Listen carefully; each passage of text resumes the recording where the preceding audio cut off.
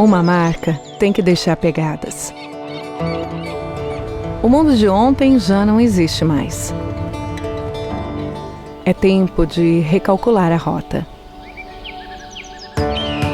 Investimos na saúde e entregamos prevenção e longevidade para cada pet, com a diversidade e inclusão que faz total diferença. Uma marca atenta, com transparência para criar laços fortes, que simplifica a sua rotina com inteligência a cada nova solução. Bom humor, proximidade, carinho. É assim que a gente muda o mundo e a vida das pessoas. Somos assim. Nossa marca é nosso jeito, criando pontes para quem quiser chegar.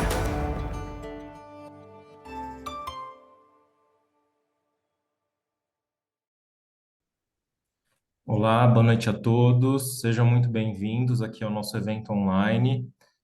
E hoje a gente vai trazer aqui uma palestra bem bacana com a professora Denise Fantoni, que é professora titular, né, da Universidade de São Paulo, né, na Faculdade de Medicina Veterinária e Zootecnia, né, e é uma sumidade aí, uma grande referência em toda a América Latina no controle da dor, né, contribuindo aí para a medicina veterinária há tanto tempo, né, também aí especificamente na parte de anestesiologia. E hoje ela vai falar sobre meloxicam transmucosa e dipirona, né, o controle de dor e inflamação em cães e gatos e aspectos de segurança. Bem, boa noite a todos. Inicialmente, eu agradeço muito o convite do João para fazer essa aula, falar de um assunto que a gente adora, né? Falar do meloxicam, um anti-inflamatório que é tudo na vida do controle da dor, não só dos animais, mas lembrando que é um fármaco muito usado em humanos e da dipirona, né? Que eu faço os mesmos comentários do Henry. Prazer te ver, Henry. Não te vi, mas te ouvi, né? Então, para a gente falar um pouquinho desses dois fármacos, não vou cansá-los, mas eu vou falar assim um pouquinho, né, das bases aí da terapêutica analgésica, recordar um pouquinho os passos iniciais da fisiopatologia, porque é uma coisa que a gente sempre fala, pessoal, para que nós não caiamos nos erros, né, nas redes da desinformação. E a gente não faça aquele tratamento de dor, ou seja, o paciente cirúrgico ou aquele paciente com dor crônica, para não virar uma mesmice e a gente errar, a gente tem que relembrar um pouquinho da fisiopatologia para a gente escolher os fármacos de maneira adequada e ter segurança no que faz, não é? Então, a primeira coisa, a gente bem lembra que a dor, né, o importante de controlar a dor, obviamente, é minimizar os seus efeitos deletérios no organismo, que são vários, né? A gente lembra que a dor, além de alterar o bem-estar dos animais, promove alterações em todo o sistema orgânico, então a taquicardia, a pressão arterial que aumenta, diminui motilidade gastrointestinal, sistema respiratório, ou seja, efeitos realmente importantes. Propiciar uma pronta recuperação do animal, claro, o animal que não tem dor no pós-operatório, ele se recupera melhor, ele tem um catabolismo proteico diminuído, ele consegue deambular precocemente, trazer o conforto e o bem-estar e, obviamente, melhorar a qualidade de vida. Então, é super importante. E a gente lembra, deixa eu ver aqui, a mudança. Então, aqui a gente vê uma cachorra pós-operatório imediato aqui, que fez uma cirurgia de coluna, né? Então, pós-operatório, cachorro abanando o rabo, acabou de sair de cirurgia. Por quê? Porque tomou medicação adequada, né? E a gente lembra que é uma miríade de causas de dor em cães e gatos que merecem tratamento adequado da dor. Não é só fazer qualquer coisa, eles merecem ter um tratamento correto. Não adianta administrar qualquer coisa e não saber que aquilo foi efetivo. Eu quero ver o cachorro, o gato, num pós-operatório assim bem, abanando o rabo, com carinha feliz, não é? Com suas funções sistêmicas normais. E a gente sabe, obviamente, né? Não preciso falar para vocês, mas são várias as causas de dor nos cães, nos gatos, nos cavalos, nos ruminantes. É trauma, é cirurgia e as diversas condições médicas, né? Causando dor, osteoartrite, uma diabetes, uma pancreatite, o câncer, entre outras. Então, a gente tem que tratar de maneira adequada todas essas situações. Não tem uma situação que é pior ou melhor. E por que dói, né? Falando um pouquinho de fisiopatologia, a gente tem que lembrar sempre esse princípio do tratamento da dor. Dói porque a gente tem a gente lembra, né, do início da década de 70, quando foi descrito o mecanismo de ação dos anti-inflamatórios não esteroidais e como eles agiam, né, se tornou muito claro que ao se ter uma lesão, aqui no caso, por exemplo, né, a pessoa machucando o dedo, mas né, no procedimento cirúrgico a gente vai ter o mesmo tipo de repercussão. A gente tem a liberação de uma série de substâncias quimiotáticas, substâncias que vão ativar uma terminação nervosa livre. Vocês estão vendo aqui esse neurônio, né?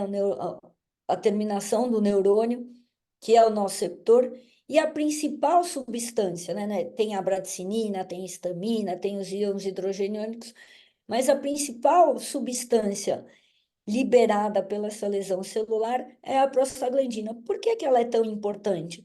Ela é importante porque é ela que acaba por diminuir o limiar de ativação dos nociceptores, né? Então, quando a gente tem esse nociceptor periférico, né, que acaba percebendo que houve essa mudança nesse território periférico, porque houve a lesão, houve o trauma, né? Ele percebe o quê? Que mudou, né, essas substâncias, a liberação da prostaglandina. Ele vai carregar essa informação diferente pelo esse nervo periférico, pelo gânglio da raiz dorsal, chegando no corno dorsal da medula, né, que é o fenômeno que a gente chama de transmissão. No corno dorsal da medula, pessoal, se esse estímulo é importante, um estímulo de grande magnitude, não vai acontecer nada, ele vai conseguir migrar e ascender até o sistema nervoso central, onde o indivíduo, estando acordado, ele vai ter a percepção da dor. Então, o que que é importante a gente ter sempre em mente? É claro, não é só a prostaglandina, a gente falou da histamina, falou da bradicinina, as substâncias que participam do evento da inflamação, né, que a gente estudou lá no início da faculdade, que tem o rubor, o calor, o edema, etc. E a dor.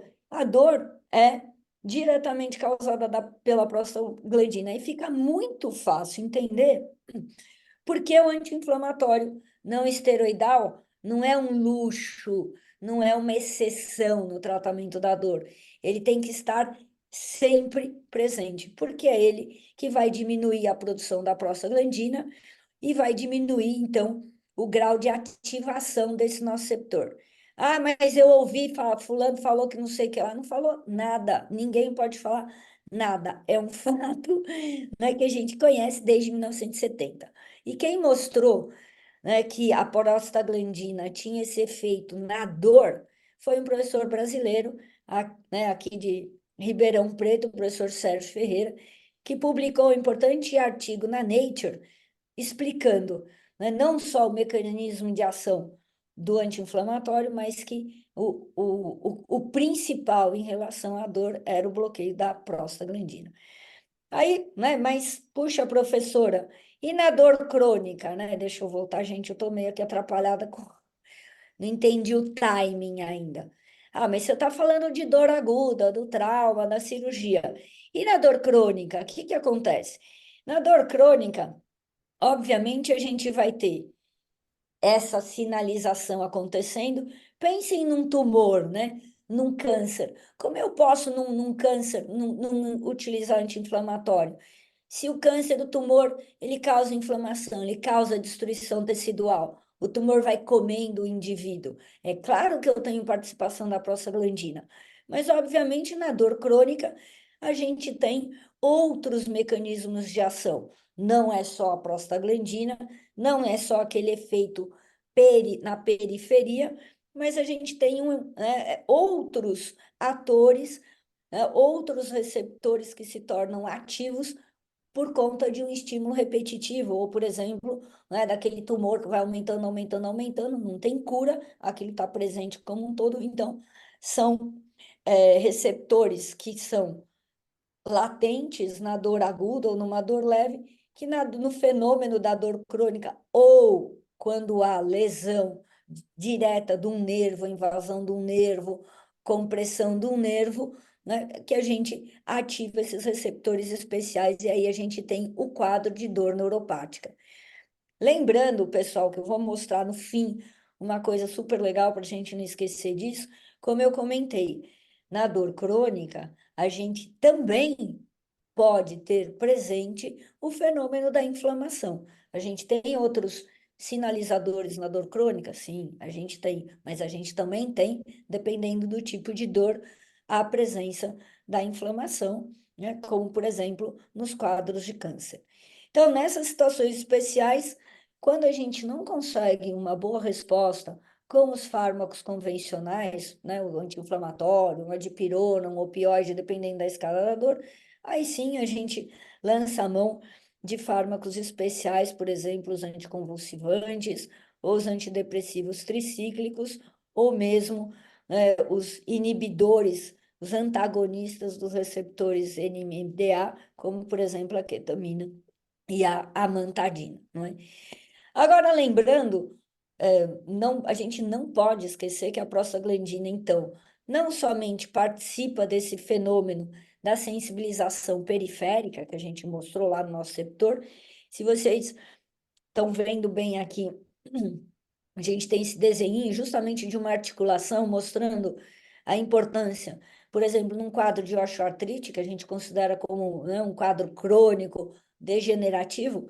Então, a gente tem aqui o neurônio primário em azul, né? Então, levando esse fenômeno, causando esse fenômeno da ativação do nosso receptor, mas a gente também tem a participação, hoje se sabe, né, há bastante tempo, que a prostaglandina não tem esse efeito apenas na periferia, então lá diretamente onde está a lesão, a destruição tecidual, mas ela participa também dessa sensibilização central, ou da propagação, da ampliação do fenômeno doloroso no corno dorsal da medula. E como que ela participa disso? Isso é importante saber, relembrar, para a gente contrabalançar as besteiras que a gente ouve por aí, né? Então, por exemplo, né, a pessoa querer tratar uma osteoartrose só com o adjuvante, com a gabapentina, por exemplo. Não vai tratar nunca, né? Se for uma dor intensa, não trata jamais de maneira adequada. Porque como é que a gente controla uma dor desse nível, desse naipe, se eu não dou a medicação adequada, que é o anti-inflamatório não esteroidal, né? Porque, como a gente pode ver aqui, também, então, no corno dorsal da medula, a gente tem esse fenômeno da sensibilização central com a participação, sim, da prostaglandina, né, E2, causando uma série de problemas, né? Porque ela amplia o campo receptivo. O que que é isso? Aquele impulso doloroso que sai lá da periferia de onde está inflamado, ela amplia a recepção desse fenômeno doloroso, né? Causando a tal da hiperalgesia secundária, facilita a liberação né, dos neurotransmissores excitatórios, então, por exemplo, o glutamato, a substância AP, o gene da calcitonina, ativa diretamente o neurônio, então ela propicia a transmissão do impulso doloroso lá no cono dorsal da medula, então não somente na periferia, e ela diretamente pode ativar receptor AMPA e receptor NMDA, que são, né, principalmente o NMDA, que participa dessa cronificação da dor. Ou seja, né, a gente precisa entender um pouquinho para conseguir, de novo, tratar de maneira adequada. Então, quando a gente entende, né, relembra, na verdade, esse fenômeno aí do processo, né, da dor, da fisiopatologia da dor, fica fácil de entender porque o anti-inflamatório é tão importante, então, porque ele participa lá do fenômeno da transdução, então ele traduz aquele fenômeno lá elétrico ou fenômeno químico do trauma, etc., num impulso elétrico, aquilo é transmitido lá para o corno dorsal da medula, onde os AINES também vão atuar, que a gente acabou de ver na sensibilização central. E aí sim, né, para a gente atuar na percepção da dor, a gente vai usar os opioides, vai usar a própria dipirona, mas a gente vê a importância, né, de se conhecer e a importância total que a gente tem ao falar do anti-inflamatório não esteroidal, que hoje, né, virou assim, eu fico pasma de ver o que a gente ouve por aí. Parece que o anti-inflamatório não esteroidal virou a exceção. E quando a gente pensa, né, quando a gente se machuca, quando a gente vai numa cirurgia, é o fármaco seguramente mais prescrito universalmente, né, para o tratamento da dor, haja vista a importância que ele tem aí no, né, em toda a fisiopatologia. E aí também fica muito fácil quando a gente pensa, né, nessa fisiopatologia, obviamente eu estou falando rapidinho para não roubar, né, o resto da palestra, mas a gente fica fácil entender a classificação da dor e também se blindar, né, das coisas erradas que a gente ouve por aí. Então, quando a gente fala na classificação da dor, a gente teria a dor nociceptiva, que é essa dor advinda do trauma, da cirurgia, né, ou mesmo de uma dor do câncer, porque a dor que ocorre pela ativação direta do nosso receptor, então é a dor que tem sim um componente inflamatório importante.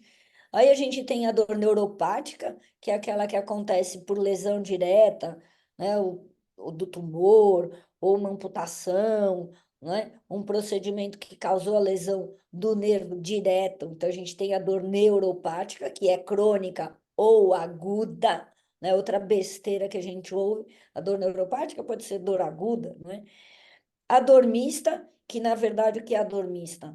É um quadro que tem o componente de dor inflamatória, dor nociceptiva e dor neuropática. Exemplo, a dor do câncer, né? O indivíduo tem um osteosarcoma, aquele tumor foi crescendo, era um componente inflamatório puro, mas invadiu um tecido nervoso, então virou uma dor mista, não é? Então, como é que não trata com anti-inflamatório? Outro dia tinha um cachorro na faculdade, eu fiquei viciada por esse caso, tamanha, assim, né, o absurdo. O animal ia ser nucleado, o tamanho, né, porque o tumor, né, lá no olho, um tamanho absurdo, não tinha condição de preservar o globo ocular, né, o bicho morrendo de dor, eu fui fazer um bloqueio regional no olho do cachorro, ele morrendo de dor.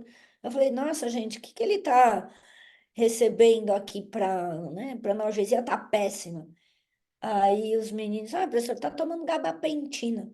Disse, como é que pode, né? Não, professora, mas é uma dor crônica que você vai ter na sua cabeça a hora que eu te dar um soco, né?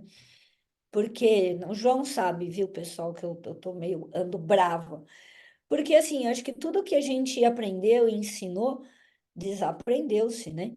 Então, como pode uma dor mista, né, a pessoa tratar com nada, não dá um fármaco analgésico? Não tem cabimento. Então, por isso que a gente tem que relembrar isso. E, finalmente, a dor nociplástica, que é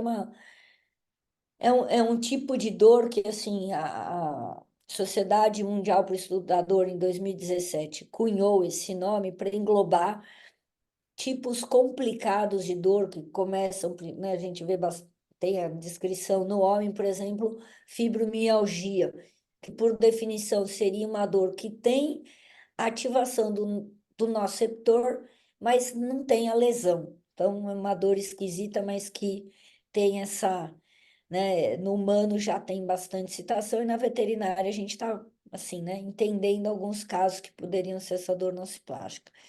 E lembrando que, a despeito dessa classificação fisiopatológica, a gente tem a classificação temporal de dor aguda ou crônica. Lembrando que agudo e crônico a gente pode conter todos os tipos de dor, não é? Então, como é que a gente trata a dor? Como é que a gente trata esses diferentes tipos de dor? Então, outra coisa que parece incrível a gente falar, mas a gente trata a dor com fármacos analgésicos, que é incrível, né? Então, é meio óbvio, mas acho que as pessoas esqueceram um pouco dessa obviedade.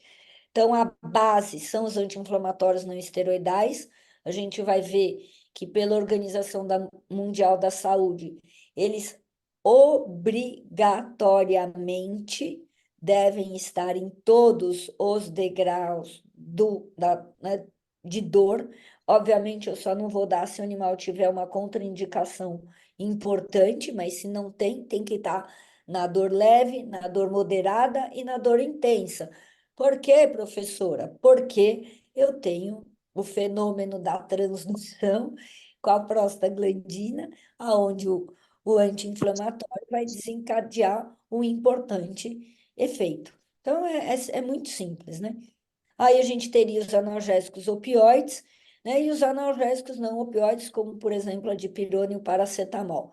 Então, o que a Organização Mundial da Saúde nos diz em relação como que a gente entra com esses medicamentos? Então, a gente entra com esses medicamentos de acordo com o nível de dor. É dor leve? É só wine. É dor moderada? Que eu tenho maior liberação. Por que que a dor é moderada? Porque o trauma é maior, a cirurgia é maior, né? A gente tem mais liberação daquelas substâncias todas. Eu tenho mais estimulação lá do corno dorsal da medula. É mais estímulo chegando no corno dorsal da medula. Então, só bloquear a prostaglandina, o AINE lá na periferia, sozinho não vai dar conta. Então, o que que eu coloco? Um opioide fraco, obrigatoriamente. Não é que gosta, né? Ah, eu gosto de pôr, eu não gosto. Ninguém me perguntou, é o que a gente tem que fazer. E por quê?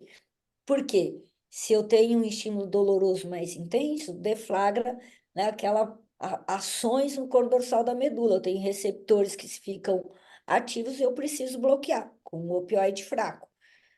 A dor é maior, é intensa, continua o anti-inflamatório não esteroidal, fazendo o seu papel lá, né, de inibir a prostaglandina, o seu papel de inibir a prostaglandina na sensibilização central. E o opioide forte, pela mesma razão que a gente falou na dor moderada. Então, é assim. E a gente vai ver, pessoal, que a dipirona, ela vai poder entrar em todos os degraus também, né, aí da escada da OMS. Por quê? Porque ela tem um efeito não só aditivo, então, por exemplo, 2 mais 2 é 4. Se eu estou só com AINE, eu tenho um X de bloqueio lá das coisinhas. Se eu uso a dipirona, maior bloqueio, né? Então, 2 mais outra coisinha, 2 é 4. E a gente sabe muito bem, diversos estudos publicados na literatura, não é ninguém que falou, ninguém que gostou, não é o Instagram que mostrou, mas se tem um efeito sinérgico de potencialização do opioide junto da dipirona. Então, por isso que ela é super usada. Por isso que a gente tem, né, tanta dipirona, se a gente pensar em nós humanos, né, ela é utilizada em larga escala, como a gente vai mostrar. E aí, pessoal, eu vou falar um pouquinho depois, não é? Os adjuvantes, então a gabapentina, pregabalina, amitriptilina, o que quiser que use, pode entrar nessa escada da dor? Pode, como adjuvante, então uma coisa a mais, não é uma coisa para substituir, é uma coisa a mais que eu vou colocar nos quadros de dor refratária ou com componente neuropático. Outro dia um aluno perguntou, professora, mas eu posso usar associado sozinho, que você não vai usar, né, lindo? Você tem um animal lá com uma dor intensa, sofreu uma amputação, caiu, né, uma árvore na coluna do cachorro, ele tá morrendo de dor. Vai usar só a gabapentina? Para quê? É sessão tortura? Claro que não. Então a gente não pode esquecer dessa premissa básica, que é sim seguir o que a Organização Mundial da Saúde nos recomenda em termos de quando entrar e fármacos entrar para tratar a dor. E, obviamente, uma coisa que a gente não pode esquecer nunca é o mecanismo de ação. Opa, peraí, agora eu tinha esquecido aqui. O mecanismo de ação dos anti-inflamatórios não esteroidais, né? Que aí a gente vai ter toda a diferença entre um fármaco do outro, porque um atua assim, o outro atua assado, porque um dá mais efeito adverso, porque o outro dá menos. Então, a gente lembra que, começando lá de cima, a gente vai ter a ruptura dos fosfolipídios da membrana celular frente ao trauma ou infecção importante. Esses fosfolipídios de membrana, com a ação da fosfolipase A2, geram o ácido araquidônico, que, por sua vez, né, sob a ação das ciclooxigenases A1 ou A2, vão desencadear a produção de prostaglandinas e prostaciclinas, ou, né, se pela ação da lipoxigenase, vão ocasionar a síntese dos leucotrienos.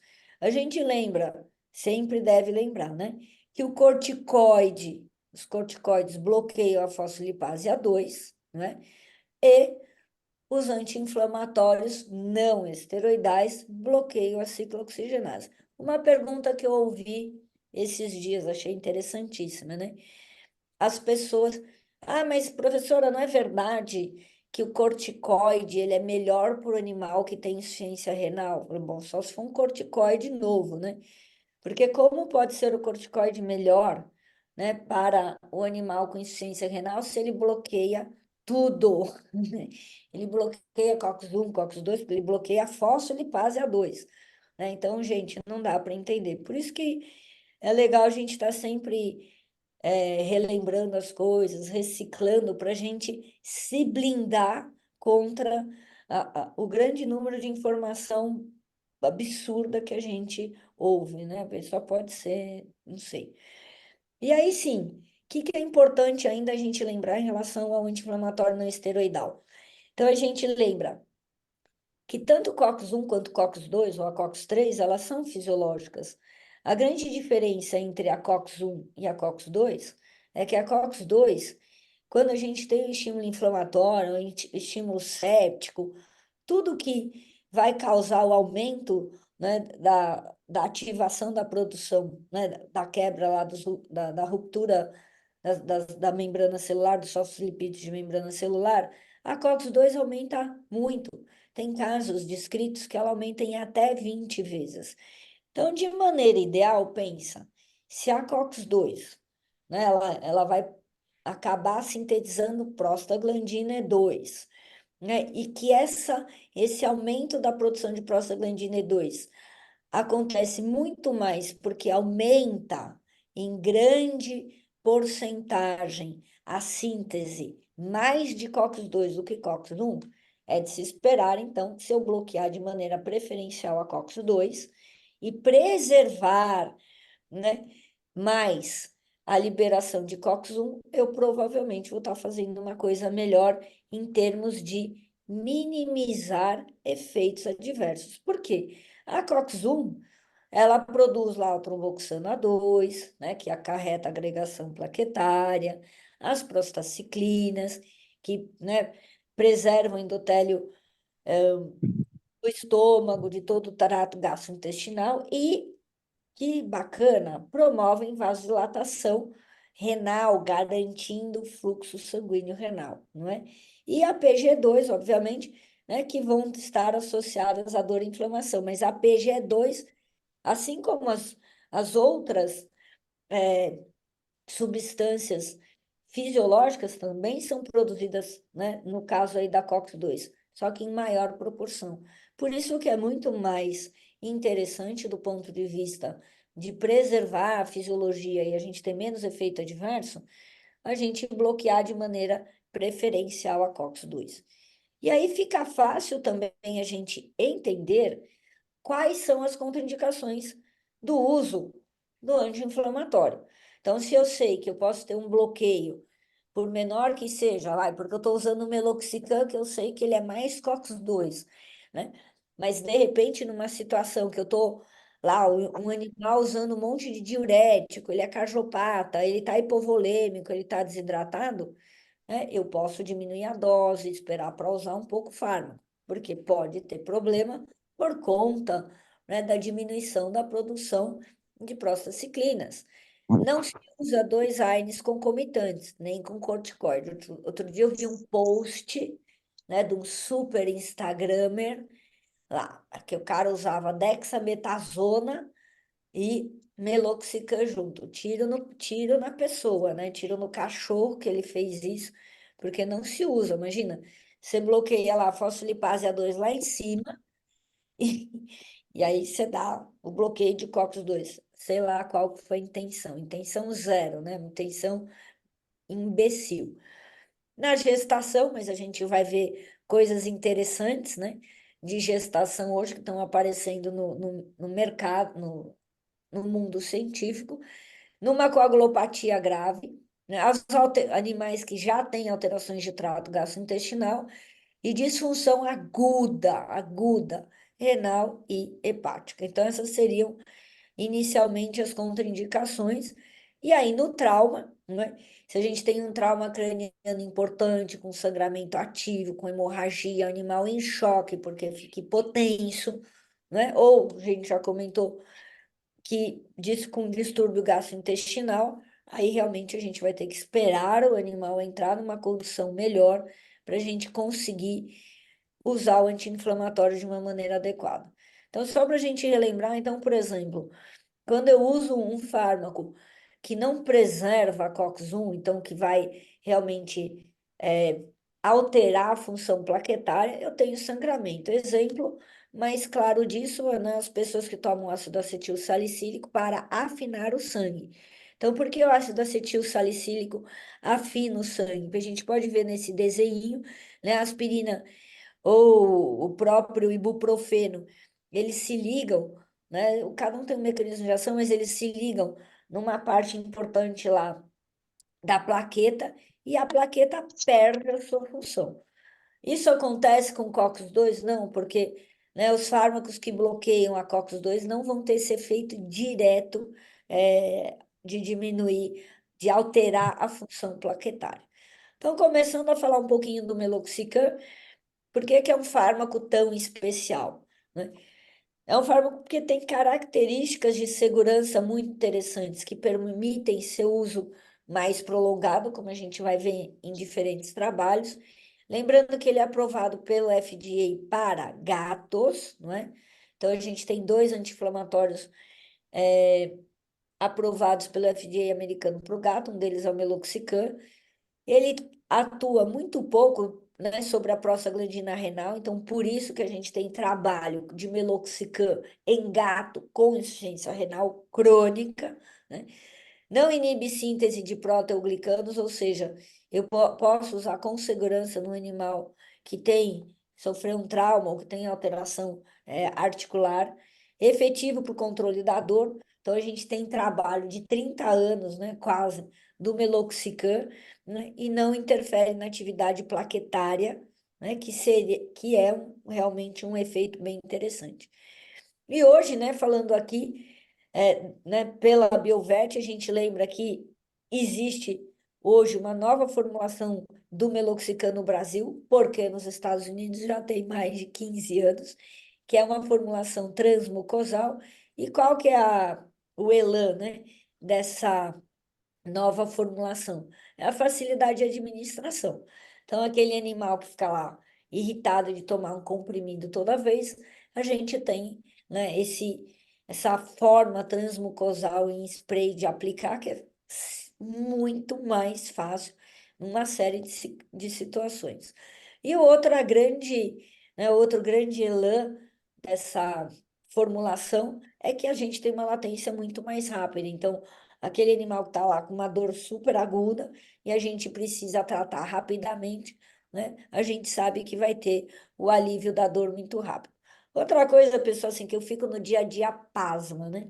Então, a gente tem ali na faculdade um ambulatório de dor, sei lá, mais de 20 anos, então a gente recebe, né, os animais da faculdade inteira que estão ruins, a pessoa não está conseguindo tratar, ó, aquele quase semi-morto e tal, né? E os animais que vêm diretamente para a gente. E uma coisa assim que eu fico abestada, como, né, diriam meus colegas do Nordeste, né? O animal está morrendo de dor. A pessoa pensa lá e vai, vou prescrever a gabapentina com não sei o que lá. Gente, faz a medicação agora, na hora, o bicho está com dor. Então, isso é uma outra coisa legal, porque né? Às vezes o animal comeu, não comeu, né? O proprietário não quer dar a medicação, não tem o comprimido. Então, essa é uma outra coisa muito legal de a gente não precisar, por exemplo, pegar a veia do cachorro, né? Ou do gato, né? Vai ser o caso depois no futuro, mas eu posso facilmente aplicar essa medicação e é isso que a gente tem que fazer, né? Tratar na hora. O animal está com muita dor, não é para escrever para ir para casa. Que é o que eu estava falando outro dia aqui num grupo de alunos nossos. Falei, mas gente, você está com muita dor. Uma dor a ponto de ir no hospital, né? Você está indo no hospital veterinário, você está indo numa clínica, porque você está com muita dor. Estou fazendo uma analogia com o homem. Você gostaria de chegar lá no hospital com uma enxaqueca, vomitando, morto de dor, e o médico te prescreve lá um negócio, uma gabapentina para você comprar na farmácia, ou lá um anti-inflamatório? Não, você vai ter que tratar ali na hora, né? Olha, eu não sei, viu? João, eu estou muito bravo. Então, essa é uma outra, né, facilidade do transmucosal, é muito mais rápido, né? Então, a gente aplica, né, com o spray, que é super bacana a forma de aplicação. Então, a gente está fazendo um trabalho. Ainda bem que, né, o João nos procurou, porque a gente fica feliz de participar, né, das coisas legais que as empresas trazem para a gente testar e poder compartilhar, não é? Porque, né, para o animal é super legal, é o que a gente quer, a gente, né, trabalha uma vida para fazer isso, então a gente quer ter fármacos bons no mercado. Então, o Veloce é isso, ele cai direto na circulação sistêmica, né? Então, o controle da dor é mais rápido e é mais efetivo quando a gente compara com o comprimido convencional, que né, vai absorvido no intestino, sofre esse metabolismo de primeira passagem, para aí vir para a circulação sistêmica e ter o controle da dor. Então, não é uma coisa muito legal. Então, aqui a gente vê um estudo que a empresa fez, super bacana, esse, infelizmente a gente não participou, não era nem da nossa alçada, mas a gente vê claramente, né, nessa curva de concentração plasmática, a gente vendo como é mais rápido, como atinge, não é, a concentração plasmática efetiva, o meloxicam nessa via transmucosal, muito mais rápido do que o comprimido. Não é? Então, a mesma coisa, a gente vê que nesse estudo de farmacocinética, né, que é importante ser feito para a gente entender as diferenças, entender, né, qual realmente chegar a dose efetiva da medicação. Então, a gente vê que num tempo menor do que 2,3 horas já se alcançou, né, a concentração plasmática efetiva da substância mais rapidamente do que o comprimido. Então, é isso, né? Então, mostrando como que é a diferença. E como eu comentei, a gente vê aqui dois estudos de eficácia e segurança desse meloxicam transmucosal, né? Então, aqui no caso, obviamente, outro meloxicam, mas essa formulação, né, semelhante, transmucosal, tanto em cães quanto em gatos, né? No trabalho de gatos, foi gatos com osteoartrite, então mostrando a eficácia, né? Então, não é uma invenção. Nossa, olha que legal, né? Eu gostei aqui, usei no cachorro aqui do vizinho. Não, pessoal, é tudo coisa séria, né? Que vem da literatura, que é o que a gente tem que acreditar.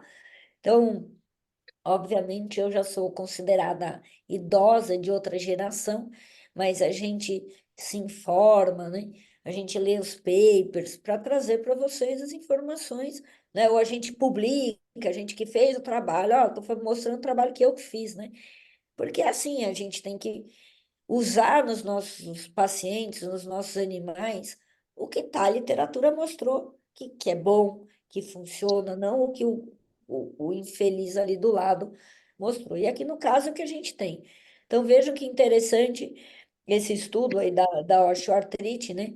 Em gatos, mostrando, mas imagina, vai usar num gato de 10 a 12 anos. Não, usou justamente, era a média de idade dos animais, então, obviamente, a gente pode reduzir a dose, isso é uma coisa que a literatura tem mostrado muito, em redução de dose para os animais idosos, os animais que têm outra comorbidade, tomaram 25 dias consecutivos, sendo que apenas um gato não chegou no fim, né, desse estudo com a artrite.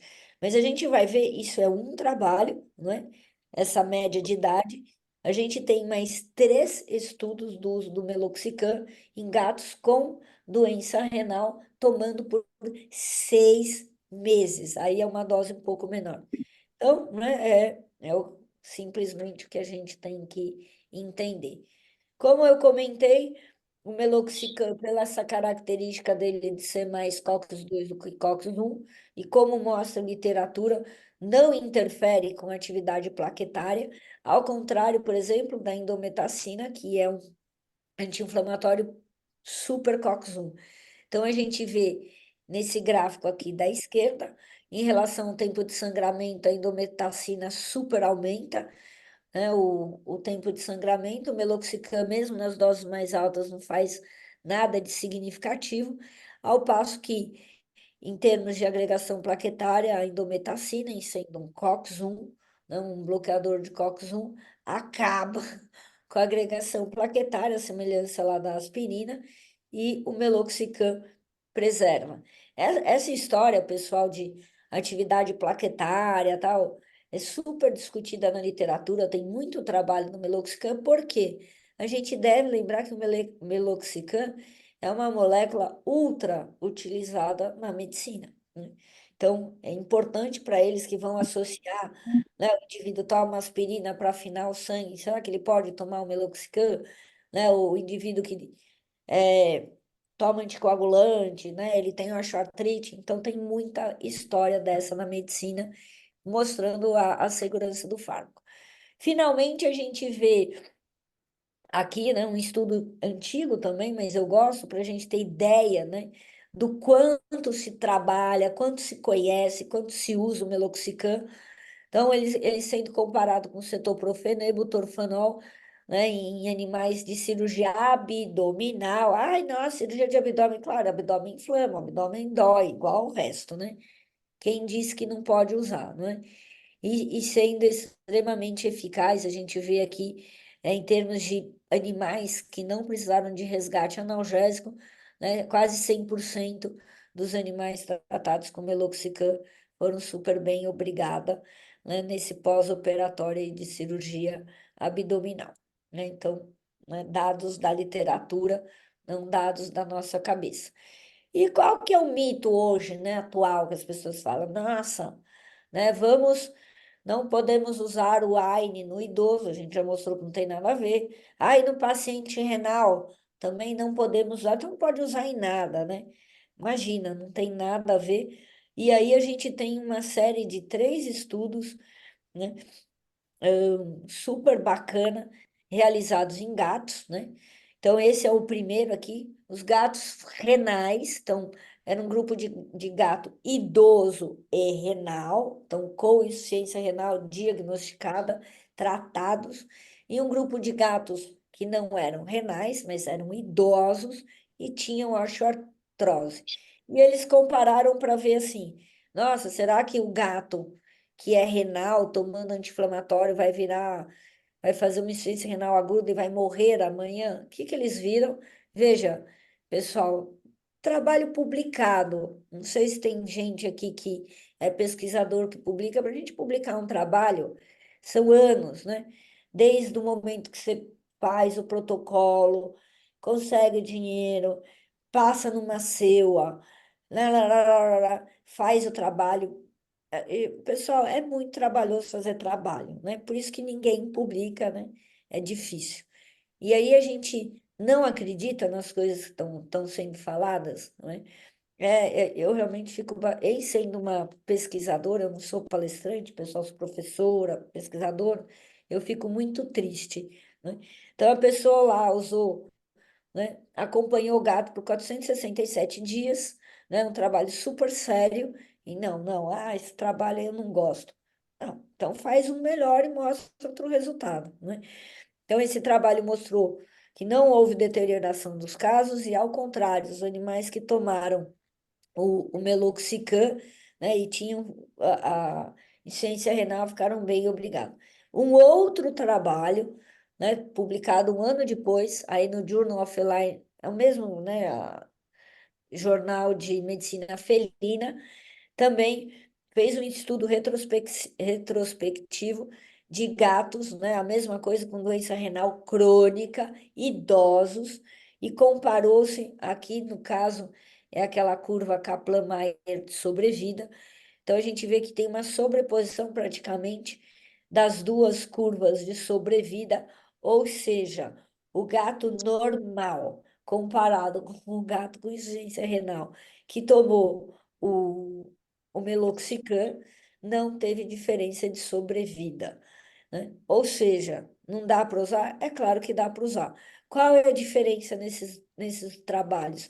É que se usa uma dose baixa, né? 0,025, 0,03. Vocês viram que o estudo anterior era 0,04 miligramas por quilo. Então é isso, é baixar a dose, né? Aqui um terceiro ou quarto estudo, né, publicado em 2020, no mesmo Jornal de Medicina Felina, que eles acompanharam a mesma coisa, né? Os gatos com doença renal crônica, deram meloxicam, gatos com osteoartrose.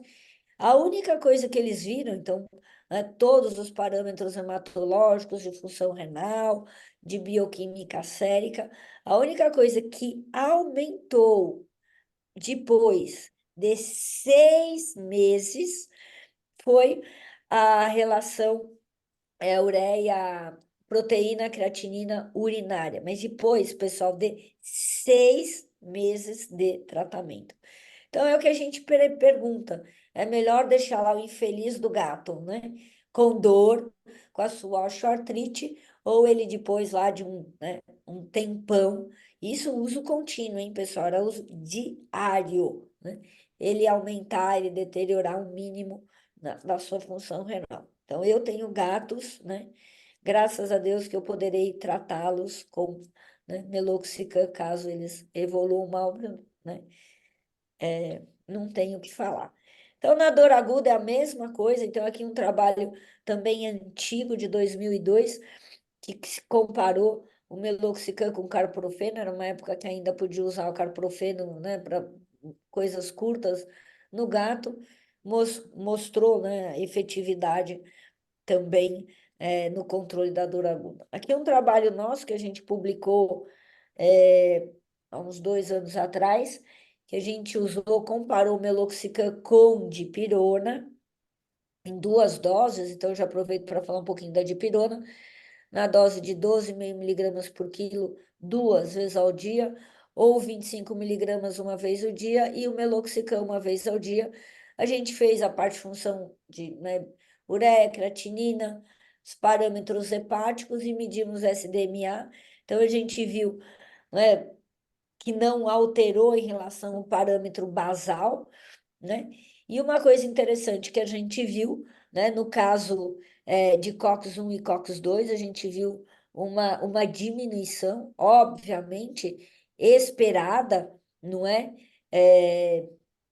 Momentânea, esperada, mas momentânea de COX-1, a gente vê ela subindo já depois de 4 horas, e no caso da COX-2, né, comprovando o mecanismo de ação do meloxicam, ele diminuindo e mantendo lá por quase 24 horas, não zerando a COX-2, que é o ideal, né? Porque lembrar que ela tem uma ação fisiológica importante, né? Mas aí ela voltando, ela diminuindo, não zerando, mas ficando mais baixa, né, do que o controle, então corroborando o mecanismo de ação. Então, genial, depois eu vou mostrar a parte clínica, né? E aqui um outro estudo que se fez também mais antigo, mostrando que comparou, né, na verdade, comparou o robenacoxib, que é um coxib, com o meloxicam, e aqui desta feita em cirurgia ortopédica em gatos, então mostrando, obviamente, né, que o resultado em cirurgia ortopédica é super bacana, porque o anti-inflamatório, não tem como falar, ele vai ter aquele efeito incrível em bloquear toda a parte de inflamação e a prostaglandina E2. Isso, pessoal, é um pincelamento do que tem, né? São mais de, sei lá, quase 500 trabalhos na literatura que a gente tem, né, de meloxicam nas diferentes espécies animais. Então, né, como é que a gente não vai usar? E aí, uma coisa muito legal, né, que já tem sim, uns 10 anos, mas nos últimos 5, com certeza, explodiu, mostrando que realmente o meloxicam é uma molécula, é um anti-inflamatório seguro, né? O emprego desse anti-inflamatório na medicina, esqueci o nome, na medicina dos ruminantes, né? Porque, por exemplo, a vaca, né, leiteira, que vai parir, seja um parto eutóxico ou um parto distóxico, só o fenômeno, né, da... Ai, nossa, gente, agora me faltaram as palavras. O fenômeno do parto, né? Seja eutóxico, distóxico mais, mas mesmo o parto normal, é uma, né, uma liberação de substâncias inflamatórias incríveis e que cursam com uma diminuição importante da lactação. Então, uma série de estudos, né? Vocês põem aí no PubMed, vocês vão ver que bacana que é, feitos no sentido de avaliar o efeito do anti-inflamatório, né? Será que ele controla essa superinflamação que o indivíduo tem no parto e melhora a lactação, né? Então, qual que é o raciocínio que a gente faz? Puxa, se estão dando para a vaca leiteira, né, o meloxicam, 7 dias entre o periparto né, os primeiros dias após parto, é porque o negócio é seguro. Aí a gente vê aqui, por exemplo, nesse gráfico, né, um grupo de vacas que tomou meloxicam pré-operatório ou pós-operatório, com um aumento, né, da produção de leite, da lactação, quando comparado com o grupo controle, né? Sobretudo no animal parto normal. E aí a mesma coisa, eles medem um monte de parâmetro, né? Quantidade de proteína no leite, quantidade de gordura no leite, e os animais que tomam, né, o anti-inflamatório, eles têm um comportamento melhor, aumentam dos que não tomam. Então, para mim, né, quase uma prova cabal que a gente fala em termos de segurança, né? E para quem foi mãe e fez cesariana, sei lá, toma lá os seus dias todos de anti-inflamatório no pós-operatório, né? Eu nem tomei meloxicam, horror, né? Quando o médico me passou de clofenaco, eu falei, gente, não tem coragem de tomar, né? Aí não tomei, no dia seguinte quase morri. Aí você vai e toma, né, correndo o seu meloxicam, enfim. Então, né, a gente só pode dizer com tudo que a literatura coloca que a gente está diante de um fármaco super bacana, super seguro. Aí a gente vai e fala um pouco da dipirona, né? Que seguramente o Brasil é um grande usador de dipirona. Outro dia eu estava lendo um estudo para colocar lá num texto que eu estava escrevendo, num paper de dipirona, e um estudo que saiu aqui do Hospital Albert Einstein, em São Paulo, que eles foram ver, né, qual era o fármaco analgésico mais utilizado. Então, de 288 mil pacientes, né, atendidos lá em 10 anos no Einstein, 88% dos pacientes cirúrgicos e clínicos tomaram dipirona. Então, ai, não é seguro.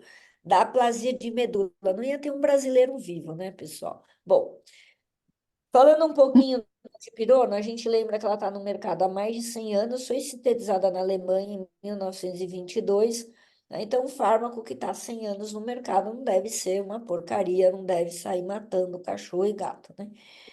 É antipirético, é analgésico, importante antiespasmolítico e possivelmente anti-inflamatório. Amplamente empregada na medicina veterinária, não tenho o que dizer, né? Então, a gente usa tanto para o tratamento da dor aguda, quanto tratamento para dor crônica, e é empregada em todos os degraus da dor. Então, como a gente comentou, Obviamente, não vou usar a dipirona sozinha no animal com dor intensa, mas se eu associo a dipirona com AINE, com um opioide potente, eu tenho aquele efeito sinérgico e aquele efeito aditivo. Então, ela pode entrar, deve entrar em todos os degraus de dor. Quando eu uso, quanto mais fármaco eu associo, menor é a dose, por exemplo, do opioide, ou menor é a dose do AINE. Uma coisa que a literatura tem nos mostrado é que a gente pode, deve diminuir também a dose do anti-inflamatório não esteroidal. Por exemplo, nos animais idosos, ou, por exemplo, nos animais com comorbidade, como foi que eu mostrei aí no caso dos gatos com insuficiência renal. Então, a dipirona a gente associa com tudo, para dor leve, para dor intensa. Então, ai, mas que horror. Não, horror é não usar. Então, hoje a gente tem essa dipirona em gotas, aqui da Biovet, né? Então, um fármaco super interessante, por quê? Porque ela consegue, né? A gente sabe que a dipirona humana tem um gosto, né, meio assim, meio pavoroso, e o gato faz aquela cialorreia, né, intensa. Então, a gente tem essa formulação diferenciada que produz menos cialorreia, mas é outra coisa também que eu não consigo entender, né? Então, como anestesista, que a gente trata, né, realmente trata aquela dor pós-cirúrgica horrorosa, para mim, eu não consigo entender qual que é o problema da cialorreia. É ruim, né? Obviamente. Mas no meu entender, entre ter cialorreia e ter dor, eu prefiro ter cialorreia. Mas eu sei que incomoda, o proprietário fica incomodado, o gato fica lá. Então, uma coisa muito legal dessa formulação que a gente tem disponível no mercado é que produz muito menos diarreia, mas, né, o animal tolera muito mais. O que que a gente sabe da dipirona? Que ela atua em diversas fases da transmissão da dor, então por isso que ela está lá em todos os degraus. Ela tem um mecanismo de ação, complexo. Por que complexo? Ela atua em sistema canabinoide, ela atua em sistema opioidérgico, ela tem uma ação central por inibição da ciclooxigenase 3, então tem uma ciclooxigenase que é mais, a concentração dela é grande no sistema nervoso central, né? E bloqueia perifericamente, como eu mostrei, um pouco de COX-1 e COX-2. Por que que ela não faz efeito adverso?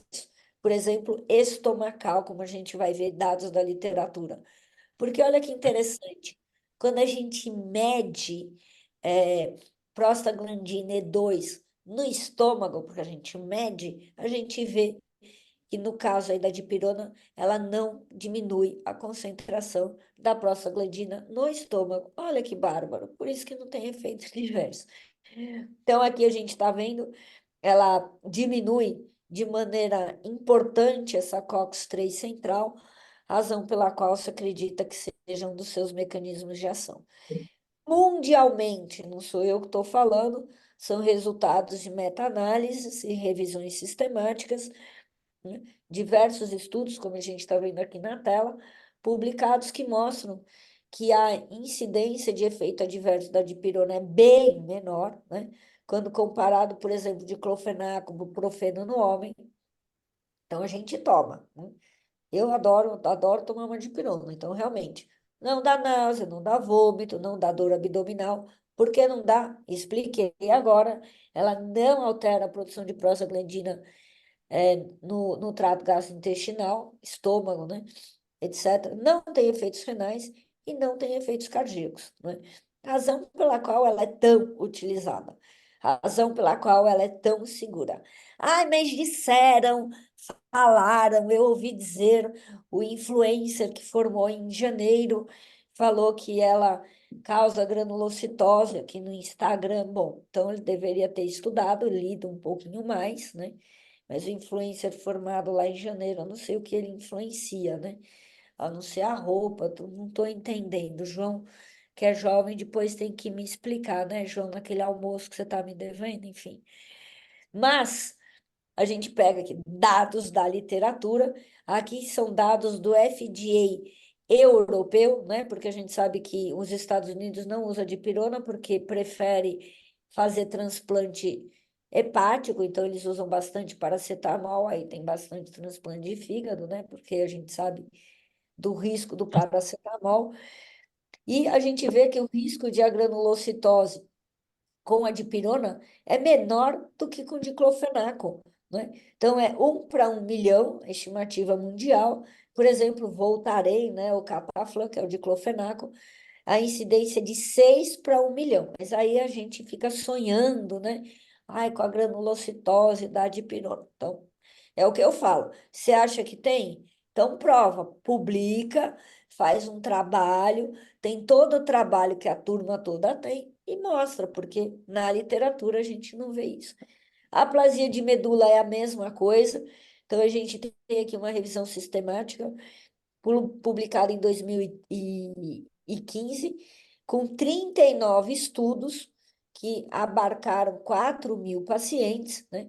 E comparada com o próprio paracetamol e outros AINES, né? Não tem nenhuma diferença, né? Tanto de agranulocitose quanto aplasia de medula. Então, né? Sei lá onde as pessoas adoram, né? Ficar falando. Como que é a dipirona nos cães, né? Ah, não tem trabalho. Tem sim, né? Tem muito mais trabalho de dipirona do que, por exemplo, essa gabapentina. O que a gente tem que saber é um pouco da farmacocinética dela para não fazer bobagem. Então, a dipirona, quando entra no organismo da gente, ela ela logo se torna metabolizada, dando origem a dois importantes metabólitos, esse 4-MAA e o 4-AA, não vamos precisar falar o nome deles, e a gente sabe que a meia-vida desses dois metabólicos é muito diferente nas diferentes espécies animais. Então, aí que está a coisa. Então, o estudo de farmacocinética no cão mostrou aquilo que a gente já sabia, que a dose de 25 miligramas por quilo, aliás, que foi a dose que a gente determinou para o cão, num trabalho de 2010 que eu vou mostrar para os senhores, né? Se viu claramente que tanto o 4AA quanto o MAA, eles têm uma meia-vida que é, que é condizente com o que a gente usa no dia a dia, que é 3 vezes ao dia. Então, a gente vê aqui a meia-vida pela via intravenosa de 8 horas, pela via oral em torno de 6 horas, 6 horas e pouquinho, né? E pela via intramuscular a mesma coisa. Então, razão pela qual a gente vai usar a dipirona no cão a cada 8 horas, né? Cada 6 a 8 horas, mas né, geralmente a gente fala a cada 8 horas. Mas ela funciona? Bom, funciona em gente, funciona na vaca, funciona no cavalo. Então, por que não funcionaria no cão, né? Então, aqui um primeiro estudo que a gente fez, buscando qual era a dose melhor, né? Efetiva e menos problema, a gente chegou no trabalho que era a dose de 25 miligramas por quilo. Então, foi um trabalho bem legal que a gente fez e virou a base, né, de dose da dipirona. A gente pode usar uma dose maior, de 35 miligramas por quilo? Pode. Por exemplo, a Karina Yazbek gosta dessa dose para coisas mais altas. E a gente está vendo que na medicina também está se subindo a dose. Então, todo mundo lembra que antes tinha aquele comprimido de 300 miligramas de dipirona, depois veio 500 miligramas para a Novalgina, né? E hoje a gente tem 1 grama. E um monte de trabalho em humano falando, né, dessas doses um pouco mais altas. Então, a gente consegue. Tem trabalho, pessoal, é, alemão, em cão, que eles usam 50 miligramas por quilo de dipirona de resgate. Bárbaro, né? O alemão é genial, né? Então, esse é um primeiro trabalho. Depois a gente fez um trabalho usando a dipirona em mandibulectomia e maxilectomia como resgate. Então, ela super funcionou também, obviamente, né? Então, essa história de causar esse efeito sinérgico. E um trabalho interessante, esse aqui à direita, que a gente também, né, todos publicados no exterior, obviamente, né, publicado aqui na revista do bairro, né, então revistas com seletiva política editorial, que a gente tem que ter aprovação da CEUA, né, uma chatice para publicar. um trabalho que a gente associou o tramadol com a dipirona, com o meloxicam. Então, eram 3 grupos de animais, e aí a gente viu, né? Animais com câncer, nossa, com câncer, tomando meloxicam, dipirona, é o tratamento básico, né? Que os animais ficaram muito bem, obrigados. Teve animal que a gente acompanhou lá por quase um ano, tomando associação. Então, é a semelhança do que é feito em humano. Em gatos, pessoal, nossa, dipirona em gatos, né? A gente tem que saber usar. A farmacocinética é diferente, sim, no gato. Então, a gente vê que no gato a produção dos mesmos metabólitos, só que vejam que interessante. O 4-MAA, ele tem mais ou menos o mesmo comportamento do cão, em torno de 6, 7 horas de meia-vida. Já o outro, o tal do 4A, vejam que incrível, por isso que a gente tem que ler e estudar, né? Pela via intravenosa, chegando a quase 27 horas, pela via intramuscular 15, e pela via oral 25 horas, a meia-vida desse metabólito. Moral da história, na dose de 25 miligramas por quilo, é uma vez ao dia que a gente vai usar dipirona. Ai, mas eu faço 3 vezes ao dia. Bom, faz errado, né? Não está fazendo certo. Então, a gente tem que fazer o que está na literatura. Essa é a recomendação que a gente tem enquanto médicos veterinários, né? Como eu comentei, esse foi o trabalho que a gente publicou comparando meloxicam e a dipirona em gatos, porque a gente queria ver a dose de 12,5 miligramas por quilo 2 vezes ao dia, se era bacana. Essa dose, o professor Valdo, né, Arquivaldo Resch Júnior, né, o médico dos gatos aqui da faculdade, né, usava bastante, tinha curiosidade para ver, assim, num trabalho científico, como que era o comportamento dessa dose, então a gente fez esse estudo, e realmente, na dose de 12,5 miligramas por quilo, 2 vezes ao dia, a gente teve um pouquinho menos resgate do que a dose de 25 miligramas por quilo. No entanto, não tem estudo de farmacocinética ainda publicado dessa dose. A professora Valéria lá de Mossoró, que trabalha bastante com farmacocinética, está publicando um trabalho agora, mas a gente ainda não sabe o resultado, né? Então, é isso que tem. Um outro estudo aqui também feito no Brasil por um grupo, né, lá do Rio Grande do Sul, professora Luciana, a professora Luciana, esqueci o sobrenome dela, mas é um trabalho bem bacana, porque eles fizeram todo um estudo toxicológico, avaliando a produção de radical livre, o que acontecia, né? Todo esse status oxidativo se podia interferir, né? Porque seria um dos possíveis mecanismos miraculosos de ação da dipirona causando o raio lá da granulocitose, e ela viu que não aconteceu nada disso, né? Então, não teve nenhum efeito adverso nos gatos, né, em relação a essa problemática toda, né? Então, não é só a gente que publicou, mas tem mais estudos da dipirona em gato, né? Então, é isso, o estudo de farmacocinética, a gente viu 25 miligramas, blá, blá. Uma outra coisa que eu queria falar para vocês, né? Não esqueçam, então, né, que a gente tem tanto dor pós-operatória quanto dor crônica, tem que usar fármaco analgésico, anti-inflamatório, o opioide, a dipirona, né? Ah, quero usar ketamina em infusão contínua, super legal. A cetamina, sim, comprovadamente bloqueia lá o receptor NMDA, é antagonista do receptor NMDA. Agora, usar gabapentina, usar pré-gabalina, do jeito que a pessoa faz, até em pós-operatório, qualquer pós-operatório, não tem a mínima fundamentação, como mostra esse estudo publicado em 2021, né, que englobou 281 estudos em humanos e 25 mil pacientes. A conclusão do estudo foi que realmente usar pregabalina e gabapentina em pós-operatório é aumentar o custo do tratamento. A gente tem que tratar a dor de maneira adequada. Fármaco analgésico é o que vai funcionar.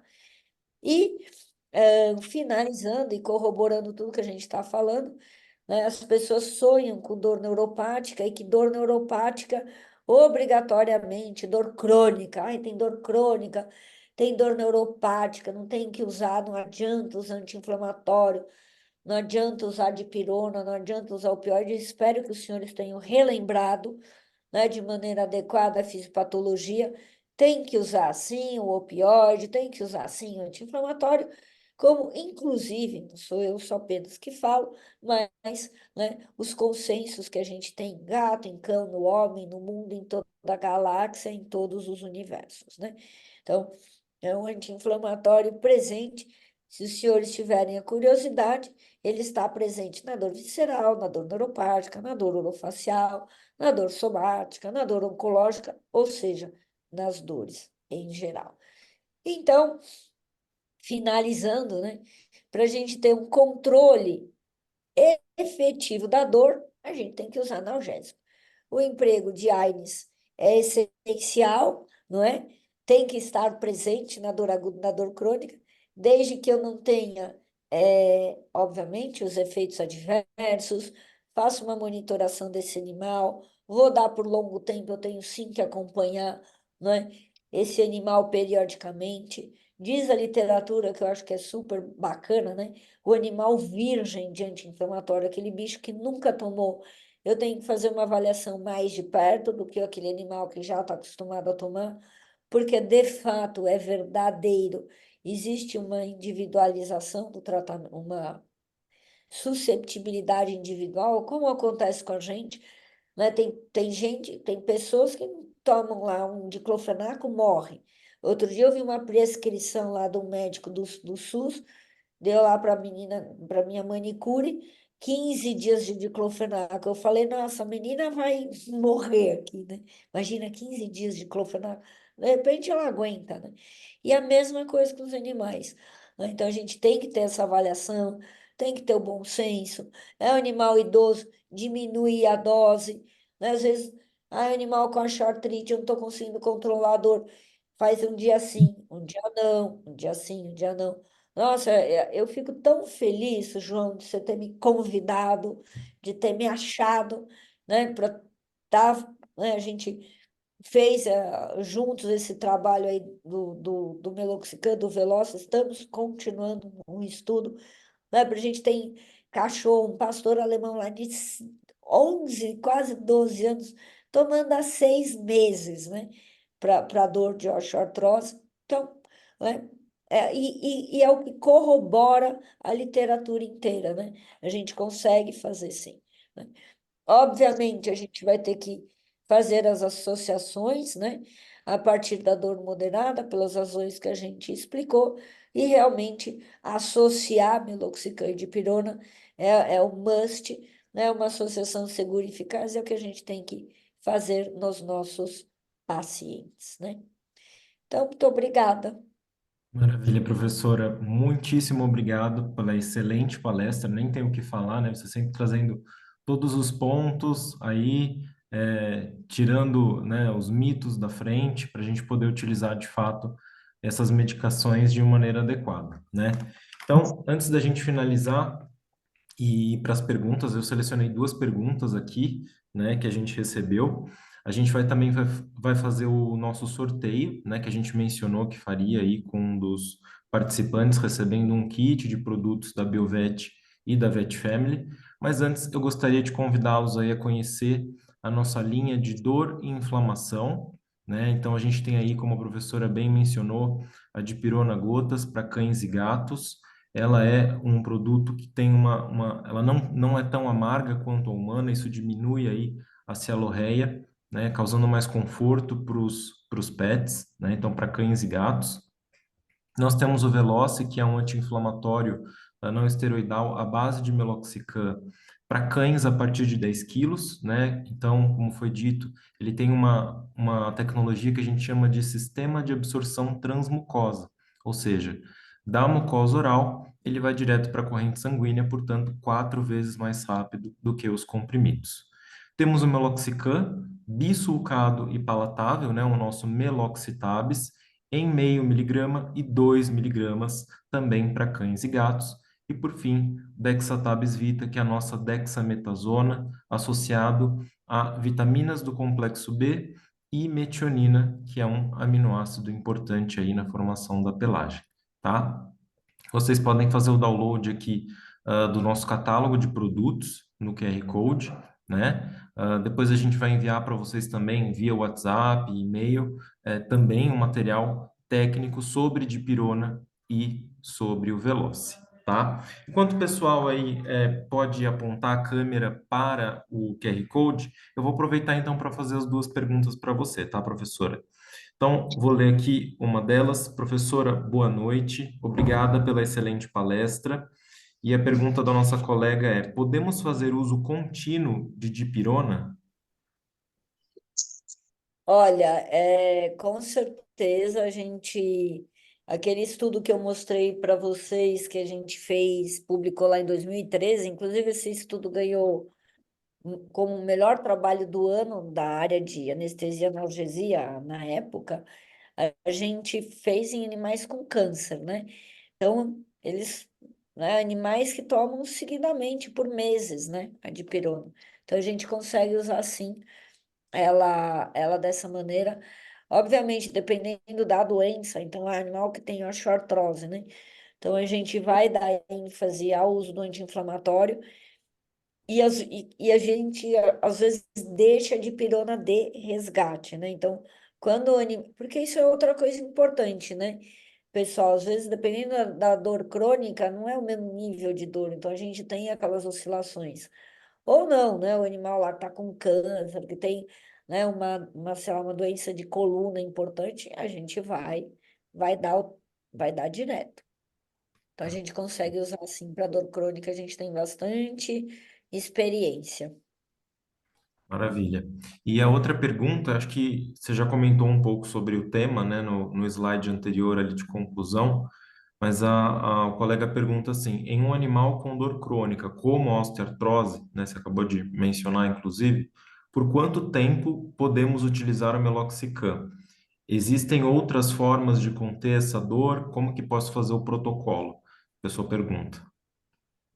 Então aí assim, é a pergunta de US$ 1 milhão, né? Porque como que a gente maneja a osteoartrose? Então, a primeira linha de tratamento está em todos os consensos, né? Tanto para o homem quanto para a gente mesmo, é o anti-inflamatório não esteroidal. Então, é o primeiro degrau. Então, começou, a gente começa com o anti-inflamatório não esteroidal. A dor está pior, a dor está se agravando. Hoje, não tem como negar, a gente tem os anticorpos monoclonais que ajudam. E a gente pode usar associado.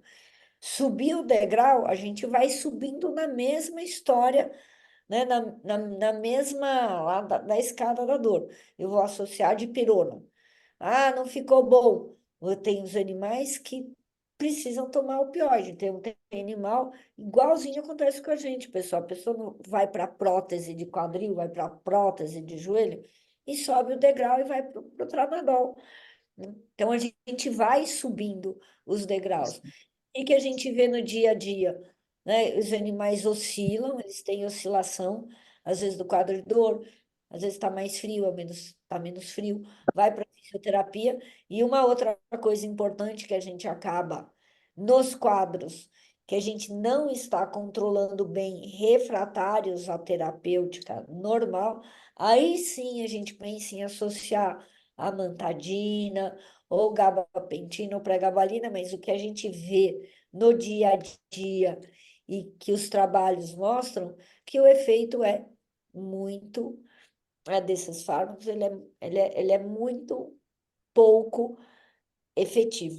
Então, tem animal que responde bem, mas a taxa de resposta em torno é menor que 30%. Então, a gente vai manejando assim, né? De acordo com o que a literatura nos fala. Então, é o AINE. Posso associar dipirona? Posso associar dipirona. Tenho que subir mais um degrau. subo para o tramadol, e se é um proprietário que pode, né, fazer uso, pode ter condição de pagar o anticorpo monoclonal, a gente associa o anticorpo monoclonal. That's Perfeito. the way. Maravilha, muitíssimo obrigado. Afinal, vou agradecer mais uma vez, então, professora Denise e todos que ficaram presentes aqui conosco.